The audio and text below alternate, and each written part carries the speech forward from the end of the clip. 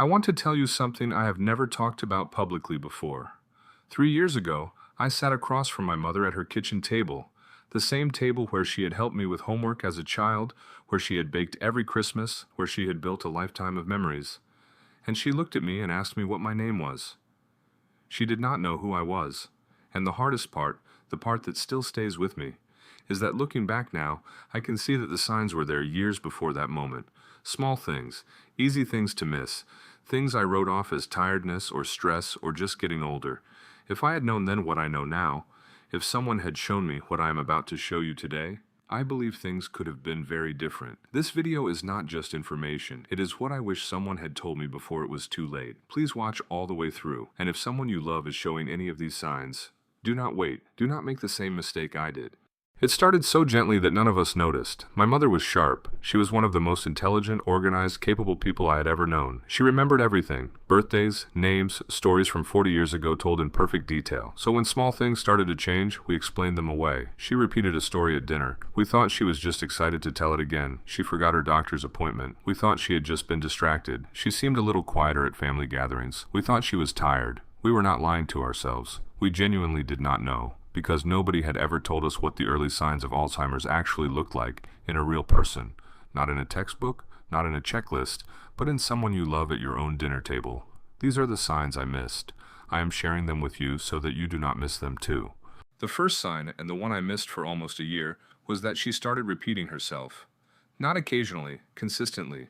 She would tell me a story at lunch, then tell me the exact same story, word for word, an hour later, as if she had never told it at all. Because for her, she hadn't. The memory of telling it simply never formed. We laughed it off the first few times. "Mom, you already told me that one." She would laugh with us, slightly embarrassed, and then she would do it again the following week. What I did not understand then is that this is not normal forgetfulness. When someone forgets they already told a story, that is normal aging. When someone has absolutely no memory that the conversation ever happened, none at all, that is a sign that the hippocampus, the brain's memory recording system, is beginning to fail. The difference is subtle, but it is one of the earliest and most reliable warning signs of Alzheimer's disease, and I missed it for months. The second sign was harder to see because it happened so slowly, like a photograph that fades so gradually you barely notice it changing until one day you compare it to how it used to look. My mother was warm. She was the person everyone called when something went wrong. She was patient, curious, enthusiastic about life. Over 2 or 3 years, that warmth quietly dimmed. She became more anxious about small things. She became more withdrawn at family events, sitting at the edge of conversations instead of leading them. She lost interest in things she had always loved. Her garden went untended. She stopped calling her friends. We thought she was going through a difficult period. We thought she was depressed. We took her to her doctor, who agreed she might be experiencing some mild depression, and prescribed something for it. Nobody mentioned Alzheimer's. Nobody connected the personality shift to her brain. But that is exactly what was happening. The disease was slowly affecting the emotional centers of her brain, years before it visibly touched her memory.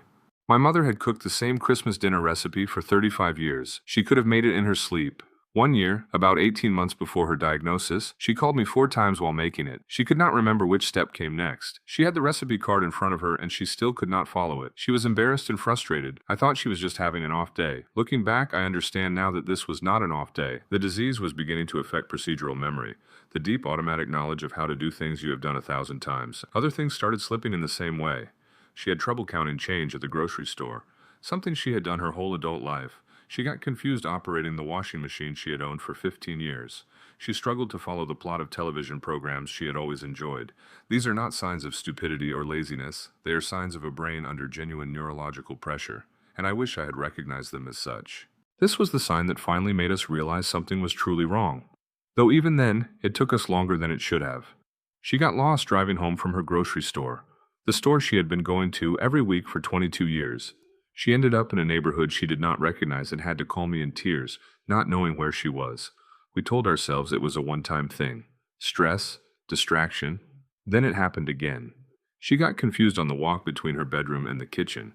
She stood in the hallway of her own home, a home she had lived in for 30 years, looking uncertain about which door led where.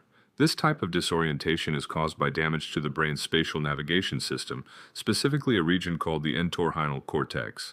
It is one of the first regions Alzheimer's disease attacks, which is why getting lost in familiar places is one of the most medically significant early warning signs. When this happened to my mother, I did not know that. I wish more than anything that I had.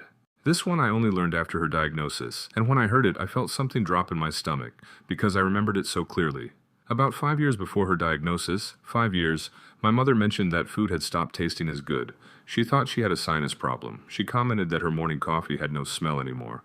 We suggested she see an ear, nose, and throat doctor. Nobody connected it to her brain. But research now shows that the loss of smell, specifically the gradual deterioration of the olfactory nerve, is one of the earliest measurable signs of neurological change associated with Alzheimer's disease. It can appear up to a decade before memory symptoms begin. 5 years before she forgot my name, my mother lost her ability to smell her morning coffee, and none of us knew what it meant. I am not telling you this story to frighten you. I am telling you this because I genuinely believe that knowledge, shared early enough, can change what happens next for someone you love. If anything in this video sounded familiar, if a parent, a spouse, a sibling, or even yourself showed any of these signs, please do not do what I did. Do not explain it away. Do not wait for it to get worse before you act. Here is what I want you to do. First, have a conversation. Not a confrontation, not an intervention. A gentle, loving conversation about what you have noticed. Tell them you love them and you want to understand how they are feeling. Second, make a doctor's appointment. A cognitive evaluation by a doctor is simple, non-invasive, and can take as little as 20 minutes. Early detection is the single most important factor in managing Alzheimer's disease effectively. Third, educate yourself. Subscribe to this channel. We publish new videos every week on exactly these topics: what to look for, what to do, and how to protect your own brain and the brains of the people you love. Because the earlier you catch it, the more time you have, and time in this disease is everything. My mother passed away 2 years ago. In her final years, she did not remember most of our family, but there were still moments, brief, precious moments, where something would spark behind her eyes, and she would smile at me in a way that told me she was still there, somewhere. I would give anything to go back and catch those signs earlier, to have had more of those moments with her, to have had more time. I cannot go back, but you still can go forward. If someone you love is showing these signs right now, please act today, not tomorrow. Today. If this video helped you or made you think of someone, please share it, send it to your siblings, send it to a friend, put it in a family group chat, because somewhere out there someone is going to watch this video and recognize their own parent in what I just described, and that recognition might change everything for their family. Subscribe to Sharp Mind After 50. We are here every week with information, with stories, and with the truth about what it takes to protect the minds of the people we love most. Thank you for watching, and take care of each other.